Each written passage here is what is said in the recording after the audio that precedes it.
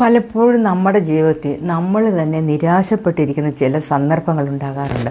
നമ്മുടെ നിരാശയുടെ കാരണം ഇതാണ്: നമ്മൾ ഇതുവരെ ജീവിച്ചിട്ട് എന്തു നേടി, എന്നെക്കൊണ്ട് എന്താണ് പ്രയോജനം, ഞാൻ ഈ ഭൂമിക്ക് ഭാരമായിട്ട് എന്തിനിങ്ങനെ ജീവിക്കുന്നു, ഇങ്ങനെയുള്ള നെഗറ്റീവ് തോട്ട്സൊക്കെ നമ്മുടെ മനസ്സിലേക്ക് വരുമ്പോൾ നമ്മൾ ചെയ്യുക, നമ്മളൊരു കണ്ണാടിയുടെ മുന്നിൽ പോയി നിന്നുകൊണ്ട് നമ്മൾ പറയുക, ഇതുവരെയുള്ള ജീവിതം നീ ജീവിച്ചല്ലോ, ഇനി എന്തൊക്കെ ആ ജീവിതത്തിൽ നിനക്ക് അനുഭവങ്ങൾ, നല്ല അനുഭവങ്ങൾ ഉണ്ടായിട്ടുണ്ട്, നീ ഒന്ന് എഴുതി വെക്കുക.